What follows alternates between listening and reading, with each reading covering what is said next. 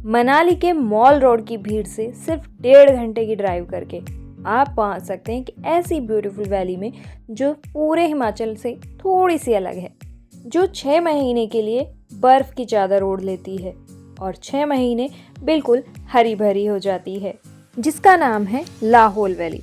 And Lahaul valley का एक छोटा सा विलेज है सिसु, जिसके बारे में आज हम बात करने वाले हैं। जय श्री कृष्णा दोस्तों, वेलकम बैक टू विशूज वर्ल्ड। पहले सिसु या लाहौल वैली जाने के लिए आपको रोहतांग पास से जाना पड़ता था। एंड एज यू नो कि ज़्यादा बर्फबारी होने से सर्दियों में रोहतांग पास बंद हो जाता है।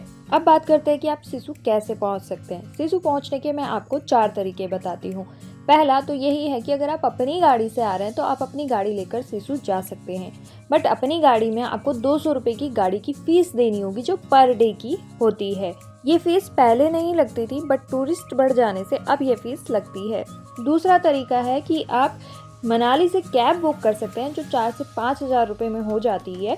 अगर आप कैब बुक करते हैं तो ये फीस फिर आपको नहीं देनी होती है। तीसरा तरीका है कि आप मनाली से स्कूटी या बाइक हायर कर सकते हैं, जो 1000 से 1500 के बीच में हो जाती है, एंड वो लेकर आप सिसु जा सकते हैं। चौथा तरीका है कि आप HRTC की बस से भी सिसु जा सकते हैं। जो बस मनाली से केलोंग जाती है वो आपको सिसु कट पे ड्रॉप करेगी एंड वहाँ से आपको थोड़ा सा पैदल चलकर सिसु आप पहुँच जाएंगे। बट बस मैं आपको रिकमेंड नहीं करूँगी, क्योंकि वापस आने में आपको घंटों वहाँ इंतज़ार करना पड़ सकता है। मनाली से सिसु जाते हुए सोलांग वैली रास्ते में पड़ती है। हम इसी रास्ते से होते हुए सिसु जाते हैं एंड मैं आपको सजेस्ट करूंगी कि आप अर्ली इन द मॉर्निंग जितना जल्दी निकल जाएंगे उतना ही बेटर रहेगा, ना तो आपको जाम मिलेगा एंड उसका एक बेनिफिट भी मैं आपको आगे बताने वाली हूँ। इस रास्ते में पड़ने वाला पहला अट्रैक्शन है अटल टनल।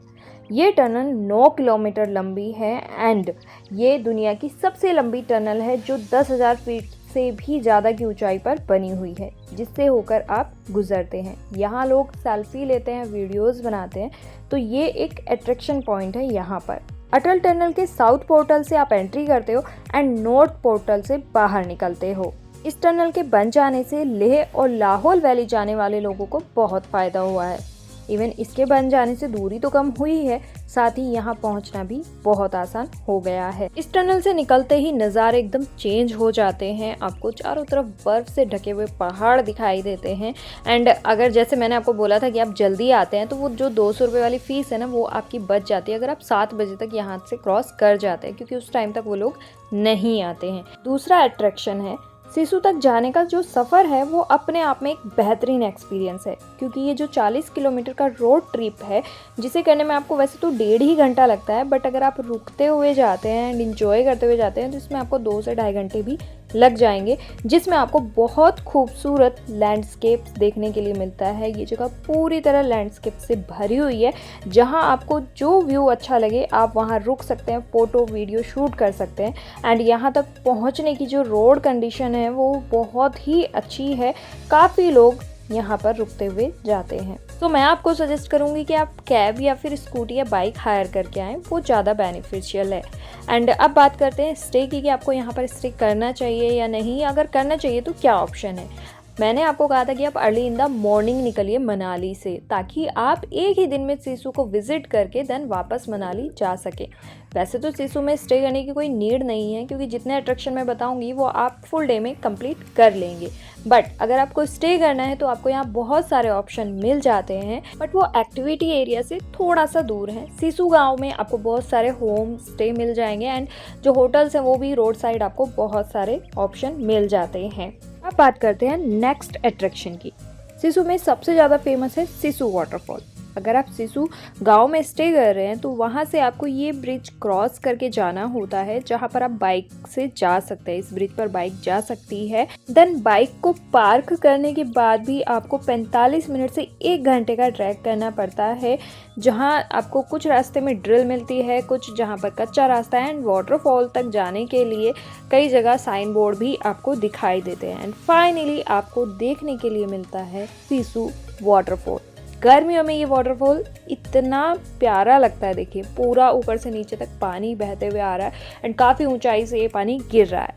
बट अगर सर्दियों की मैं बात करूँ तो ये वाटरफॉल पूरी तरह जम जाता है। कई बार आपको ये ऐसा दिखाई देगा कि आधा जमा हुआ है, आधे में से ऊपर से पानी गिर रहा है। तो ये डिपेंड करता है कि आप किस सीजन में वहाँ जा रहे हैं। हमारा नेक्स्ट पॉइंट है सिसु लेक। यहाँ पर आपको एक बड़ी सी पार्किंग देखने के लिए मिलती है, बट वो एक्चुअल में एक हेलीपैड है जिसे एज ए पार्किंग यूज़ किया जाता है एंड फ्री ऑफ कॉस्ट आप यहाँ अपनी गाड़ी पार्क कर सकते हैं। यहीं पास में सिसु लेक है जिसके भी आपको 2 रूप देखने के लिए मिलते हैं। गर्मियों में ये लेक ऐसी दिखाई देती है एंड इसमें आप बोटिंग वगैरह कर सकते हैं। और बात करें अगर हम सर्दियों की, तो सर्दियों में ये लेक पूरी तरह से जम जाती है एंड तब यहाँ स्कीइंग की जाती है। बट जब ये बर्फ़ पिघलती है तो इस लेक में इस ब्यूटीफुल वैली की एक प्योर रिफ्लेक्शन दिखाई देती है, मानो आप इसे मिरर में देख रहे हों। सिसु लेक के पास ही आपको बहुत सारे फूड ट्रक देखने को मिलते हैं जहां आप चाइनीज़, इटालियन फूड एंजॉय कर सकते हैं। सिसु में अलग से कोई शॉप या रेस्टोरेंट नहीं है एंड न ही यहाँ पर कोई ऐसी मार्केट है जहाँ पर आप शॉपिंग कर सकते हैं। इसके बाद आती है चंद्रा नदी, जिसके पास आपको बहुत सारी एक्टिविटी करने के लिए मिलती है, जिनमें सबसे खास है जिप लाइन, जो चंद्रा नदी के एक किनारे से दूसरी किनारे तक कराई जाती है। अगर आप यहाँ स्नो के टाइम पर आ रहे हैं तो यहाँ आपको वो सारी एक्टिविटीज़ करने के लिए मिलती हैं जो आप मनाली में करते हैं। यहाँ पर जो जिप लाइन है उसे सिसु की लॉन्गेस्ट जिप लाइन कहते हैं। इस जिप लाइन को करते हुए आप सिसु का वाटरफॉल तो देख ही सकते हैं, साथ ही इसे क्रॉस करने के बाद आप 15 मिनट का ट्रैक करके भी सिसु वाटरफॉल तक जा सकते हैं। बट विंटर में बर्फ़ के कारण ये रास्ता पूरी तरह बंद हो जाता है और ये वाटरफॉल भी पूरी तरह फ्रीज हो जाता है। आप चाहें तो यहाँ जिप साइकिलिंग भी कर सकते हैं। सिसु आप विंटर या समर किसी भी सीजन में चले जाइए, ये जगह आपको बिल्कुल निराश नहीं करेगी। तो आज की वीडियो में बस इतना ही। मिलते हैं नेक्स्ट वीडियो में, तब तक के लिए राधे राधे, जय Shri Krishna. Thank you for watching.